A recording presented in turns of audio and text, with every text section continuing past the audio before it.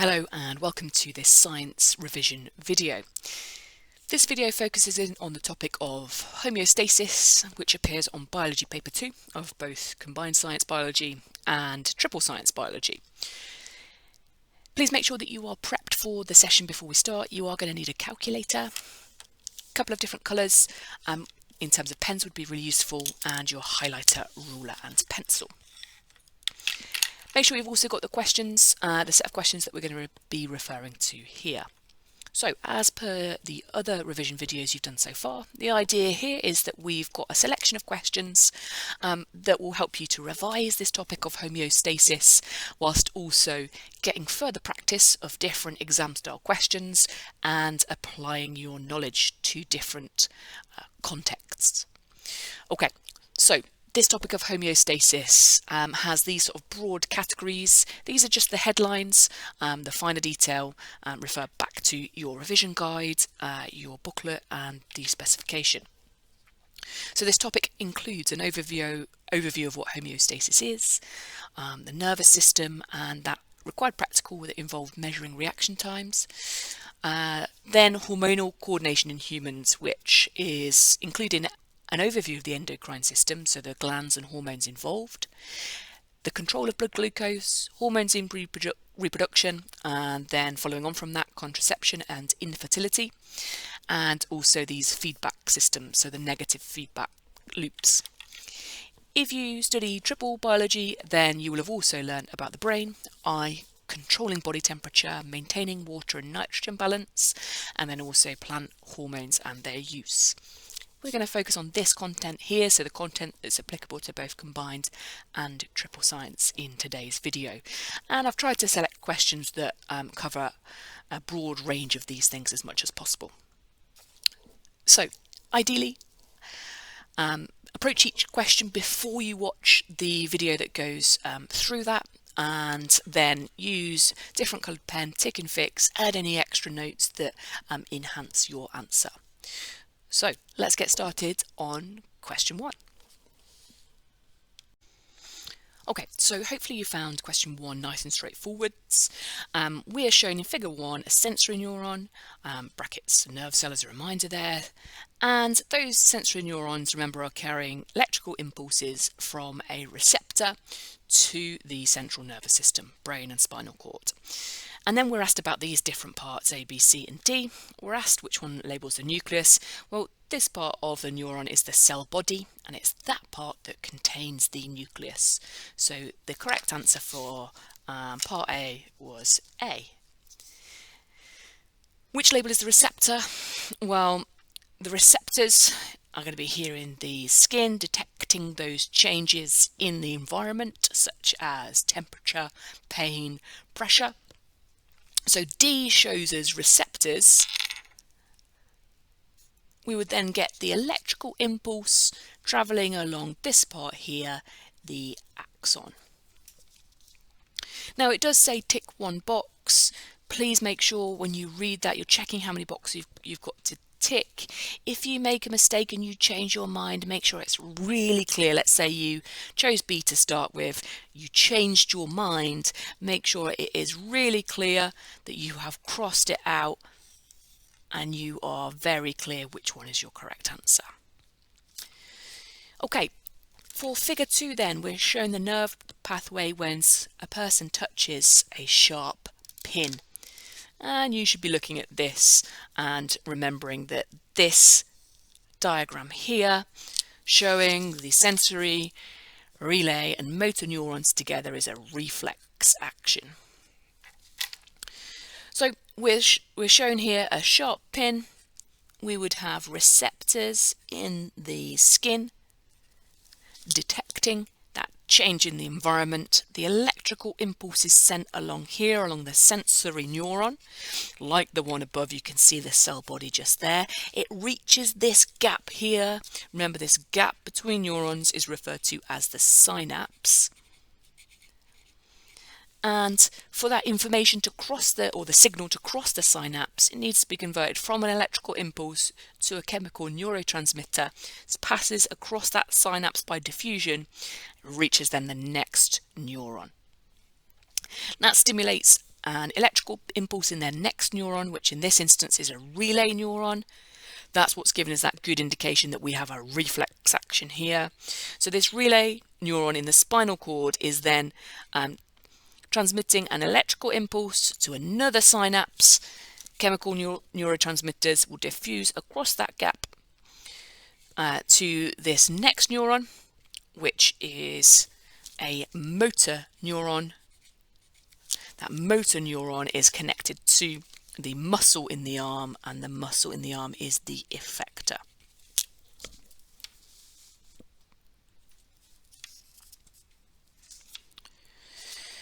We're then asked, when the finger touches the sharp pin, the muscle in the arm contracts to pull the arm away. What type of action is this? Well, we've already mentioned that this is a reflex action. That reflex action, as shown in this diagram of the reflex arc. Okay. We then get some information about the time taken for the muscle to contract, causing that reaction.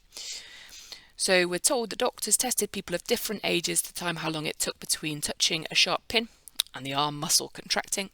At each stage they tested 5 men and calculated a mean value for the time. The table below shows the results. It's got the age in years and mean time in milliseconds, and we're asked how much longer does it take for the muscle to contract at 80 years of age compared to 20 years of age. So we're working out how much longer. We're going to need to use therefore a calculation, and then this bit here is really important. Make sure we read all of the questions, because it then says give your answer in seconds, but we get milliseconds just here. So first stage really is to work out the difference in milliseconds. So it took 30 milliseconds for the 8-year-olds to muscles to contract, but only 18 seconds in 20-year-olds. 30 subtract 18 is 12, so it took 12 milliseconds, but we're being asked to convert our answer to seconds. When we see that prefix milli, we need to think a thousandth.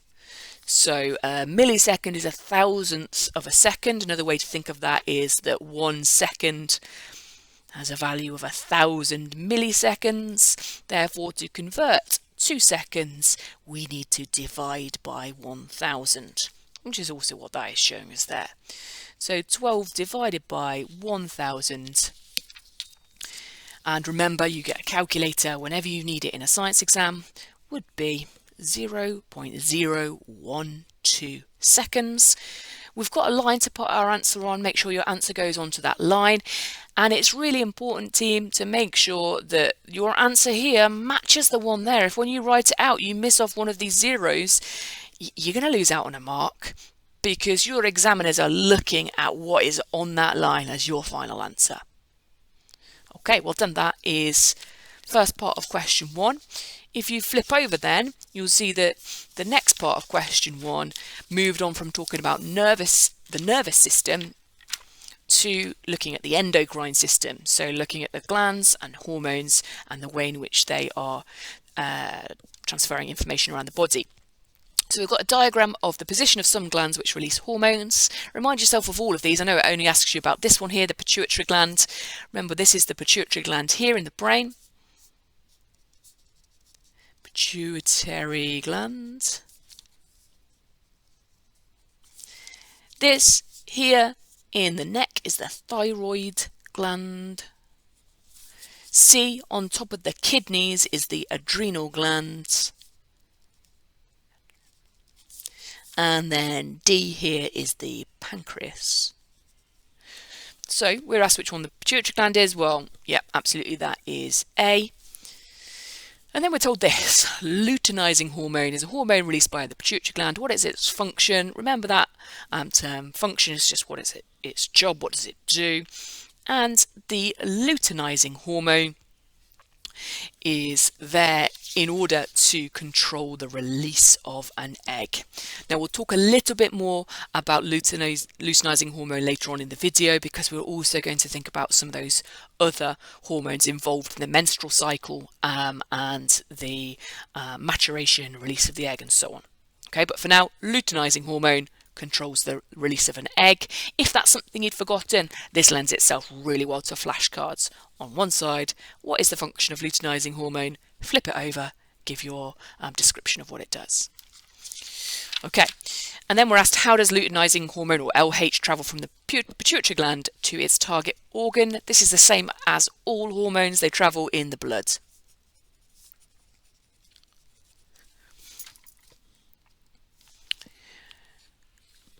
Okay, final part of question 1. We get some information presented in a couple of sketch graphs here.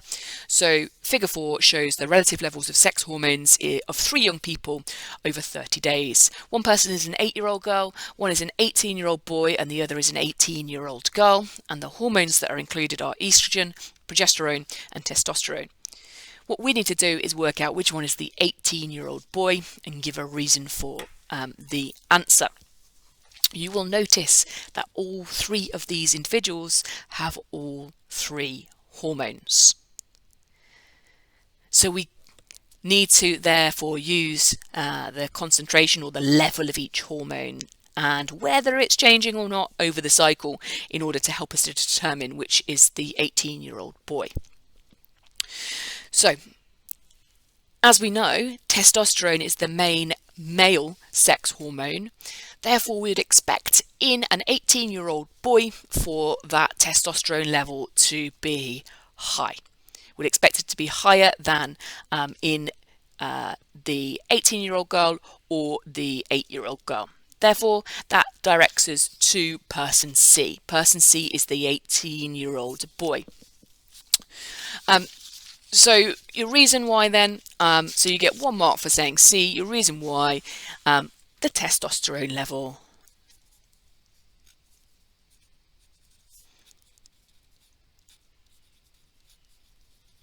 let me just pick up a pencil so that you can see that more clearly. The testosterone level is higher.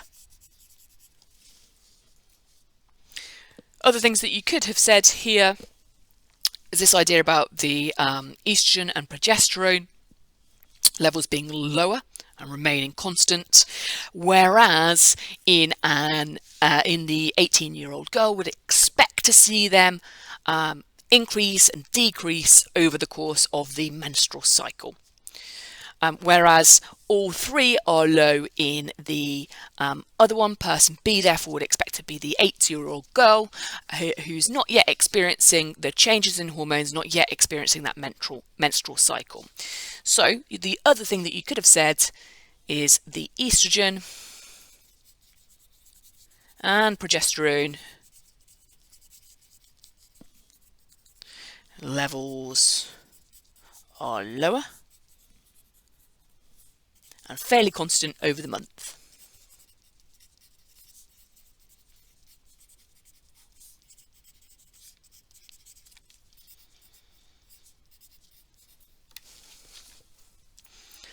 Okay, if you've finished, then have a go at question 2, pause the video, and then restart when you are ready to review those answers. Hopefully then you've had a go at question 2, which is quite a nice, just broad overview on just homeostasis in general. So we're told conditions inside the human body are controlled, then we're asked what this is called. So this is homeostasis. Second one here, part B, 2 ways information is sent to control body conditions. Well, we know that hormones are travelling in the blood, and the information can also be passed along those neurons by electrical impulses, or nerve impulses as it says here. Team, look, this one says tick 2 boxes. Please check those carefully when you get some boxes to tick. If you only tick 1, then you're automatically missing a mark that you could have had a go at. If you tick 3, then even if you got 2, even if 2 of your 3 were right, you then lose a mark for the one that's wrong. Okay, next one then is about telling us one condition that is controlled, which is the level of water. And then we're asked about one other condition in the human body that needs to be controlled. So examples that you've learnt include temperature and blood glucose concentration. Again, this is the sort of question where just read it carefully. If you'd missed this top bit, you would have not seen that they'd already talked about water and that you needed to give one other condition. Okay, if you've mentioned pH, ions, salts, then that's also absolutely fine. Next part of this question gives us a graph. So we're shown here a bar chart. The graph shows the volumes of water taken in and lost by one person. The volume for water taken in on a hot day has not been plotted on the bar graph. So we're told that the person lost 1,400 centimetres cubed of water on the cold day. How much extra water did they lose on the hot day? So a couple of things we need to do here. It's a very basic graph, isn't it? We just need to find the value for the hot day. So we've got to use the key up here. So the hot day, we're looking at this one, and this one. And we want to know water loss as urine, sweat and breath. So water vapour in the breath there. So we've got 600 centimetres cubed lost in urine, 1,000 centimetres cubed lost in the sweat, and 400 centimetres cubed lost in the breath. This will give us the total water lost on the hot day, which if we add them together, gives us a total of 2,000 centimetres cubed. Once we know that, that's the total water lost on the hot day. We should compare that to the cold day. The cold day, they've already worked it out for us, was a total of 1,400 centimetres cubed. So we just need to do 2,000 subtract 1,400 centimetres cubed, which gives us, oh dear, both of my pens are running out, which gives us our answer of 600 centimetres cubed. Units already written out for us, so therefore, just give you a moment to look at that because it dropped off the bottom of the screen there. That therefore gives us an answer of 600 centimetres cubed. Good. Okay, next page then, we need to explain why the volume of water lost on a hot day is higher than on a cold day. So here then we need to be thinking about the key thing that's going to be different between those cold and hot days. This person is clearly sweating more. Why do we sweat? That sweat evaporates from our skin. Evaporation has a cooling effect. It has the effect, therefore, of cooling us down. You can see this is a 2-mark question. So we sweat more on the hot day.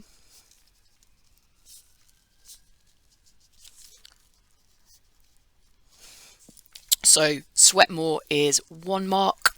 And then we need to think about why, because this is an explain question, why that's important. We sweat more on the hot day to cool the body. And then the idea there about cooling, if you just explain it a little bit more about the cooling effect of evaporation, then great, but that is your 2nd mark there. So 1 mark and 2 for saying cools the body. Okay, finally, a boy drank 750 centimetres cubed of water. His total water intake for that day was 3,000 centimetres cubed. Calculate the percentage of the boy's total intake that the 750 centimetres cubed represents. So essentially this is a maths question. We're looking here at percentage. We know that percentages are out of 100. We'll come back to that though. So we're essentially looking initially at what proportion 750 is of 3,000. So 750 out of 3,000 gives us a decimal of 0.25. But we need to convert this to a percentage. Percentages are out of 100, so we need to multiply that by 100. Gives us percentage of 25%. And that is question 2. Well done. Have a go at question 3. Restart the video when you are ready to tick and fix. Question 3 then was about hormonal control, and you can see in the figure, very similar to the one we saw for question 1, the glands that we have here that would be producing those hormones. As you can see, I've gone through and labelled each one. That is not a task that you had to do as part of the question, but it's going to be useful to refer to as we're talking through this. Now, what we were asked to do though was which organ system includes the glands shown in the figure above. We have to be very specific here and say the endocrine system. We cannot just say the hormonal system or the homeostasis system. Very specifically, please, endocrine system. Next up then, we're asked which of those glands produces insulin, and we're only given the letters. So we needed to know which gland it was and where it's located on the diagram. So if we just take a look at each one, that pituitary gland you may have referred to in your lessons as the master gland. It's producing lots of hormones that are then transferred to other glands in the blood and stimulates them to produce a different hormone. So that includes some of those hormones involved in the menstrual cycle, like luteinizing hormone and follicle stimulating hormone. But then also ADH, or antidiuretic hormone, and this one here, TSH, thyroid stimulating hormone. The thyroid itself produces the hormone thyroxine, and that thyroxine, remember, is involved in controlling the BMR, or basal metabolic rate. The adrenal glands here are part C at the top. This darker grey section here is the kidney, the lighter bit at the top. They are the adrenal glands. They produce adrenaline. And then we have the pancreas. Pancreas you will have thought about in your revision for the digestive system, which comes as part of paper 1. Here though, we're looking at the pancreas's role in the endocrine system. So we're here looking at the production of insulin and glucagon. So the gland that produces insulin therefore is the pancreas. The pancreas produces insulin. So that was part D. We're then asked which gland produces hormones that stimulate the other glands to produce hormones. I've just referred to this as that master gland. However, that's not its name, but we just think of it as the master gland because it's producing hormones that then go on to stimulate other glands to make different hormones. It's the pituitary. So that was part A up here, look on your diagram, that pituitary gland. And then how do hormones travel from one gland to another? Once again, we've had a very similar question to this so far. That is in the blood. Just going back a little bit to this bit here about the insulin. It wasn't included in this question, but useful anyway. If you remember, the blood glucose levels are controlled as part of a negative feedback cycle. So what we see, and you can see that on my diagram here, this is showing normal blood glucose. That's what I mean by BG here. This is monitored and detected by the pancreas. If there's changes in blood glucose, that's detected by the pancreas, and then we get a response.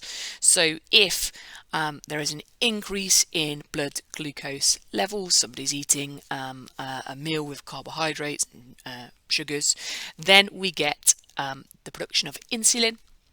That insulin causes glucose to be taken up by from the blood and into the cells. So it's absorbed into the cells, and that glucose can be converted to glycogen for storage in the liver and in the muscle cells for future use.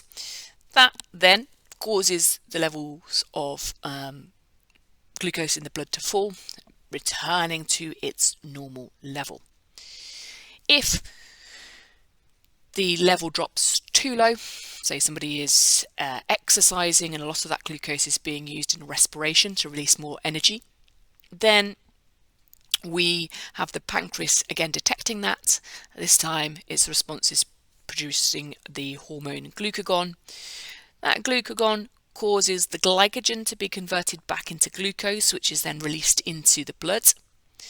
And we may also get the breakdown of amino acids and lipids into glucose, and the consequence of that is that that blood glucose level rises again back to the normal level. Okay, that was as an aside to this question here. Nothing you needed to do with that in terms of this question, but useful revision points anyway. On to the next page though, we're then asked two glands that are involved in human reproduction. We can't just use what we did on the previous page, as those glands weren't included in that diagram. So the glands involved in human reproduction, then we're here thinking about the glands that are producing the main male sex hormone and the main female sex hormone. So those hormones are testosterone and estrogen. Estrogen is produced by the ovaries and testosterone is produced by the testes. So those two glands were what we needed there. Okay, we then jump to talking about ovulation test kits. So ovulation, if you remember, is the release of the egg from the ovary. The release of the egg from the ovary.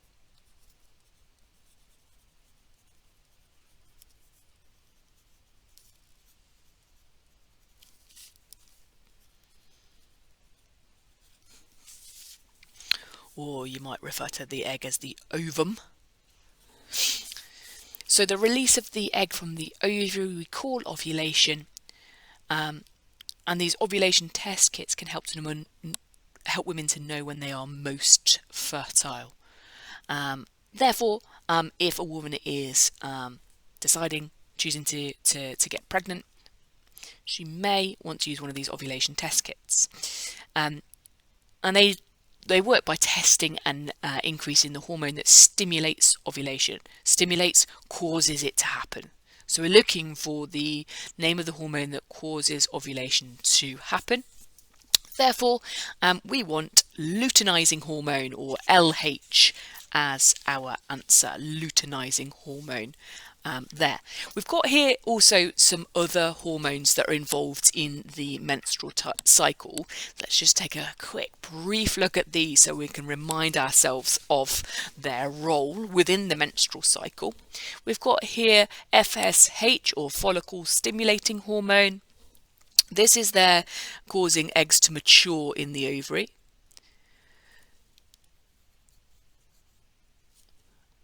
To mature, or egg maturation.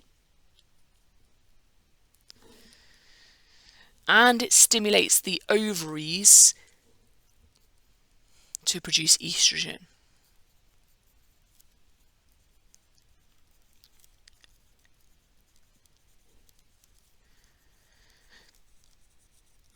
That therefore is FSH, and that is produced by the pituitary.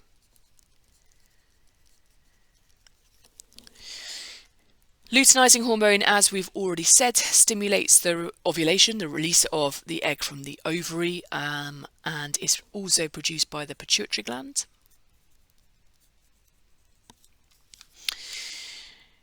As we've just said, follicle stimulating hormone, or FSH, is stimulating the ovaries to produce estrogen. Estrogen is therefore produced by the ovaries, and its function is to cause the lining of the uterus wall to thicken. Lining of uterus wall thickens. And remember, that is as part of this menstrual cycle, so that if an egg is fertilized, it is able to embed into the line of that uterus as it develops from that fertilized egg or zygote into an embryo. but it's the estrogen that's causing the lining of the uterus wall to thicken. And then we also, when we get estrogen being produced, some of that estrogen is then transported in the blood back to the pituitary gland that inhibits the production of FSH. Inhibits FSH.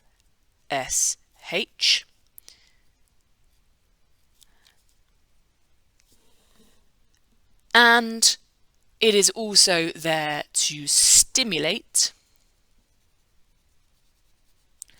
LH, luteinizing hormone. Now, we'll think about this in a couple of questions' time in terms of the cycle of these and sequence of their production and their role. But for now, those are their functions. And then progesterone, again, released by the ovaries. And that progesterone is there to maintain the thick uterus lining.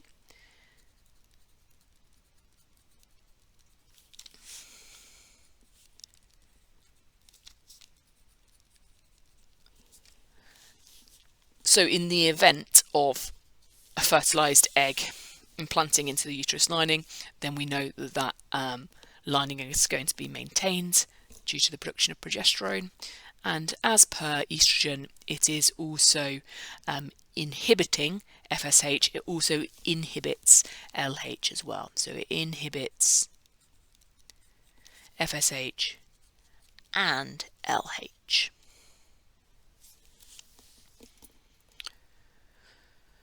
Okay, as I said, we'll come back to that as an overall cycle, particularly important for those of you studying higher tier. We'll come back to that a little bit later on. But now have a go, please, at part G if you haven't already done so. And we'll take a little look. As you can see, it's a 6-mark question in which we need to evaluate based on the information that we're given and the information we already know. When we see an evaluate command word, we need to be considering arguments for and against. Once we've considered those for and against arguments, we need to come to a justified conclusion, and we need all of those parts when answering an evaluate question. So in part G here, we are given some information about a new contraceptive drug for men that is being tested. So it's a new drug being tested, and the drug is given in one injection, which stops sperm from being able to fertilize eggs, and it's effective for up to 13 years. We need to evaluate the use of the new drug compared with existing contraceptive methods. So what we're going to do to approach this question is to make some notes around here as to how we could approach this question. And then I'm going to show you an answer. So rather than me writing it live, I'm going to show you an answer that I've written. So together we can then have a little look at how that achieves the marks, as there are a number of ways to answer this 6-mark question. It's not just a case of saying these 6 things and being able to tick them off in a list. So as I say, there are a number of ways that we can write a response. So let's take a little look at the key information that we need in there to start with. So first up then, the existing contraceptive methods that we need to include. So if we make a note of those existing contraceptive methods, we know the barrier methods to contraception that are preventing the sperm from meeting the egg, such as a condom. You have learnt about the hormonal contraceptives, such as the oral contraceptive or the pill.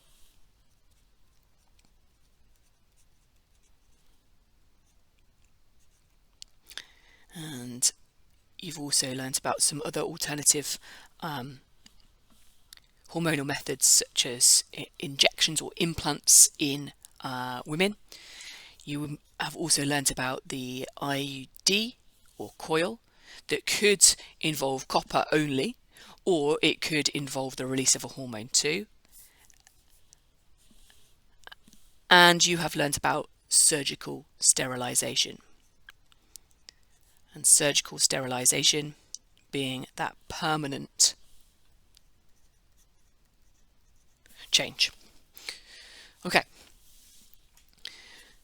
so what we're going to do then is think what we know about the advantages and disadvantages of these methods here and compare that to this new method. So let's take a little look at this first statement here then. It's given in one injection. Now the benefit there, given in one injection, the advantage is that this person does not need to remember to take it. So don't need to remember.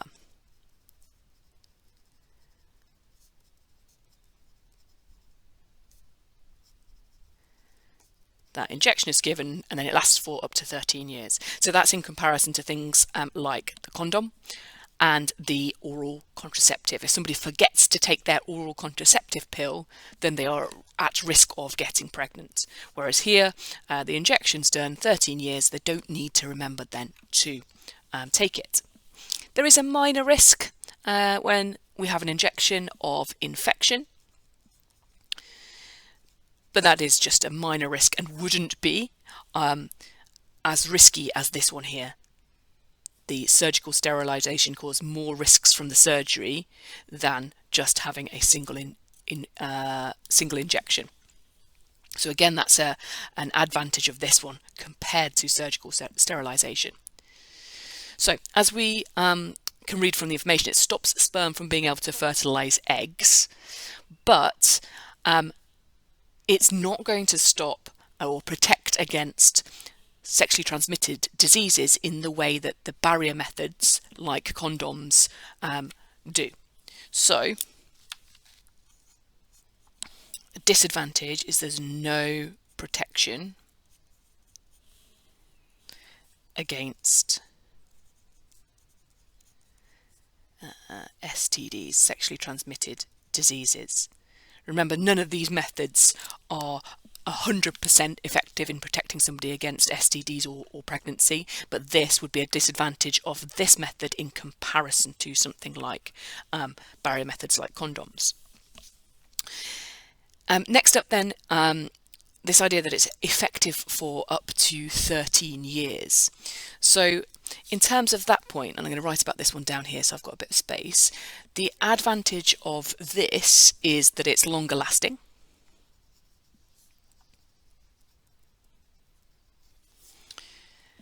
And, though, it's not permanent.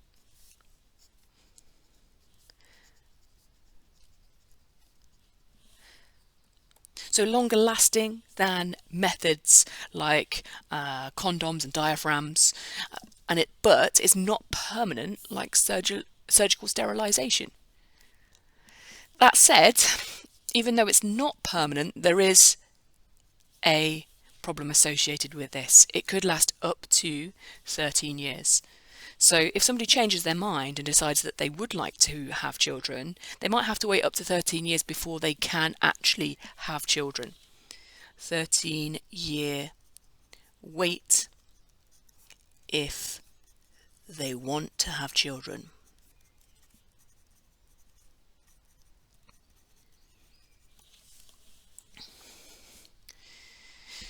And then the other points here would be this idea that we've got up to, it's effective for up to, so we don't know exactly how long it lasts for because it's a new drug that is being tested. So we would have question marks then over unknown side effects. So there might be unknown side effects. Unknown side effects. And it might not actually work in the way that it should, so unknown efficacy.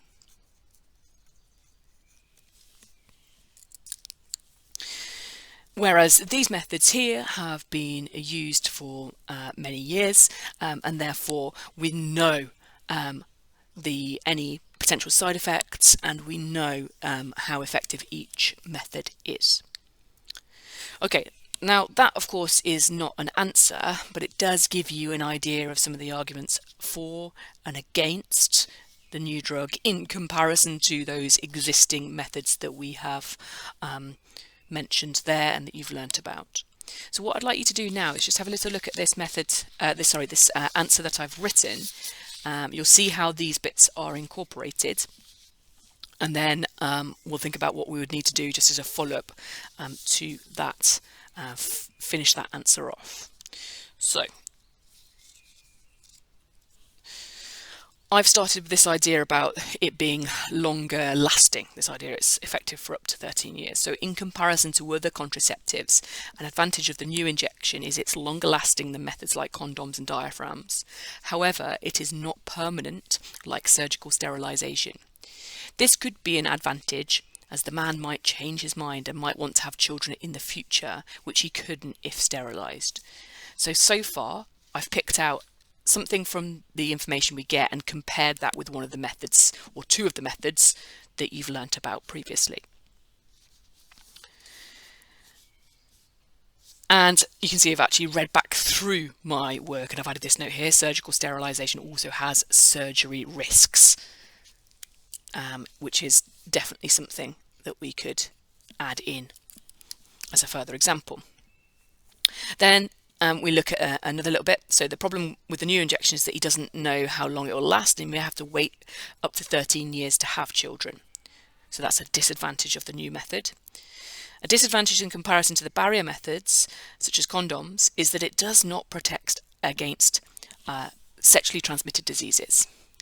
Now you can see I've got to the end of the space that was allocated here, and I want to continue. So I've just made a note that I'm going to continue on a different page. Obviously no page number here. I've just continued on a separate piece of paper, but you get those lines at the back of your exam papers. You must indicate to the examiner where the rest of your answer is.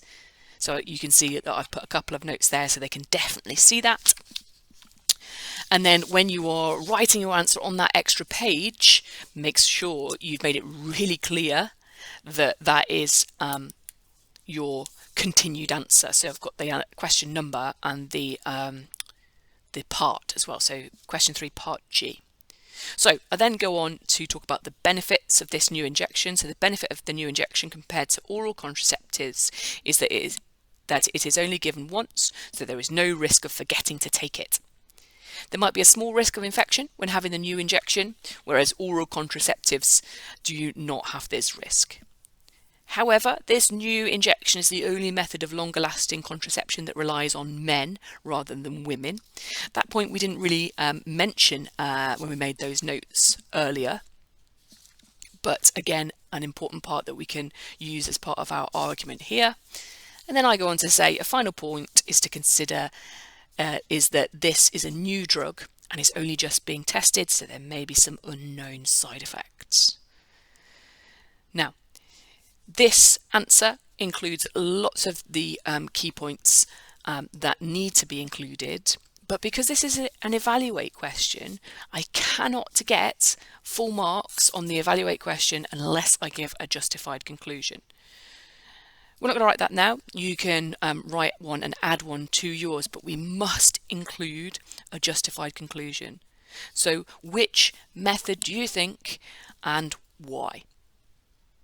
Okay, so you must include that justified conclusion at the end. Pause, rewind if you need to, so you can see how we pieced together that answer using those key bits of information that we identified earlier on. Okay, well done. Moving on to question 4 now, and you can see that we're back into the nervous system. This time round though, this question is a higher demand. So where we had lots of sort of tick boxes before, this is a higher demand question, but around the same sort of topic. So human reactions are a response to an external change. Reflex actions help to protect the body against damage. And the diagram shows the nervous pathway for a reflex action. So if we think about things that we've got on this diagram, and then we'll use that to answer this question here. Before we do so, let's make sure we've read the whole question. A stimulus from the hot pan will cause the muscle in the arm to contract and move the finger away. Describe how the stimulus from the hot pan reaches the muscle in the arm. So we have a describe command word. Therefore, we are very much saying what happens. saying what happens. You can see it's a 4-mark question, therefore we need to make sure that we include enough detail to gain that credit. So let's label up this diagram so we can see what's going on here. So here we have the finger, and in the finger would be those receptor cells. And remember, receptor cells are going to be detecting the changes in the environment, which in this instance is an increase in temperature, that hot pan, and that change in pain. So the receptors then send an electrical impulse along a neuron, and this is the sensory neuron. And that is sent to the central nervous system. This is a cross-section diagram of part of the central nervous system. This here is the spinal cord.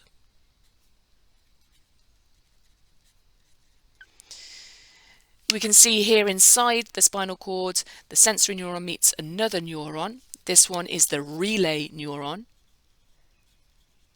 And you can see a gap between the two. That gap is the synapse.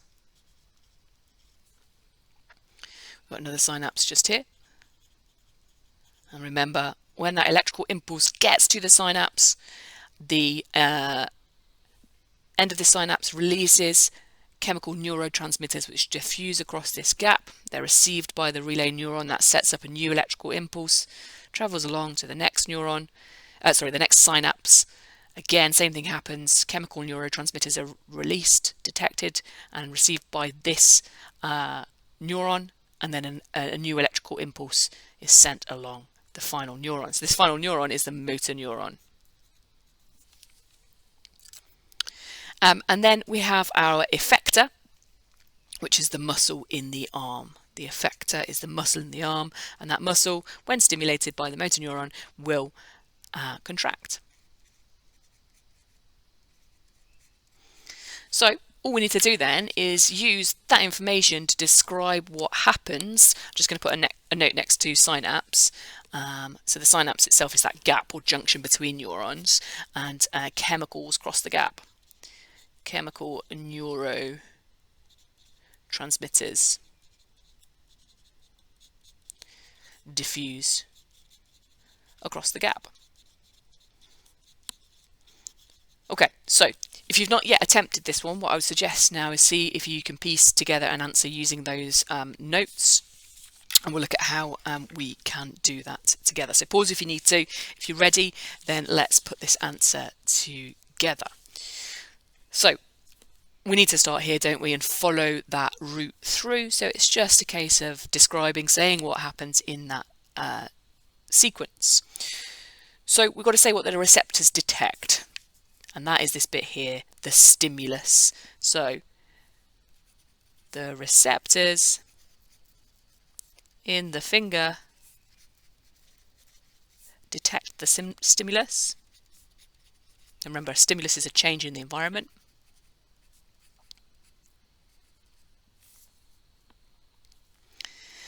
What happens? Well, this causes an electrical impulse to be sent along a sensory neuron.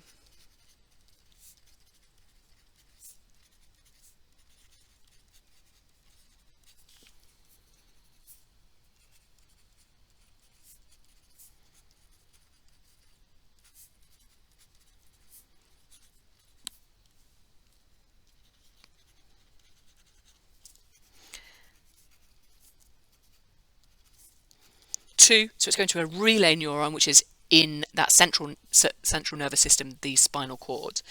So this causes an electrical impulse to travel along a sensory neuron to a relay neuron in the spinal cord. The spinal cord is part of the central nervous system. Once it reaches the relay neuron, that relay neuron transfers an electrical impulse to the motor neuron. The relay neuron transmits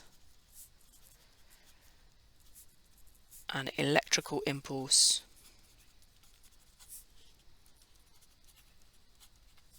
to a motor neuron.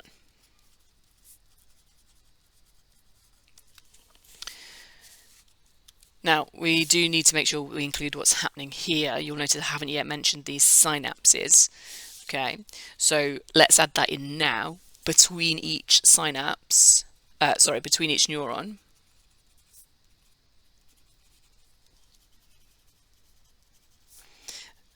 there is a synapse. So chemical neurotransmitters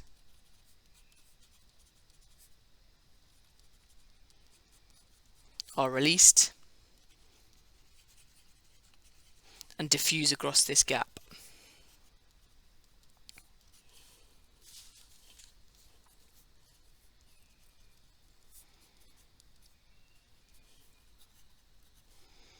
So we've got the sequence of the neurons, and we know that it's an electrical impulse through each neuron. Then we're acknowledging that actually between those neurons there was a synapse, the chemical neurotransmitters are released and pass across those gaps across the synapse. And then finally we can just round it off by saying when the electrical impulse reaches the muscle, it causes the muscle to contract.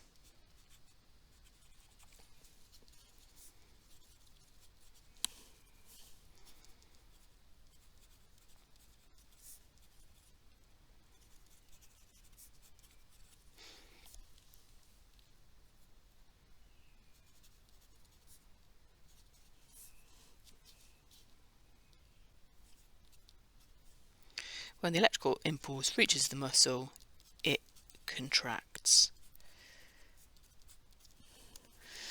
Okay, you can see once again we've gone off the end of the page. It's really important to note when you look at your exam paper there'll be a box, a line around the outside. It's really important not to write over that line, and because we've gone beyond the lines here, it would be really important to just put a note and say answer continued below. So your examiner knows where you've written. If you're in any doubt, again, use those extra pages at the back and make sure you're clear as to where you've written it. Okay, let's turn over and do the rest of question 4.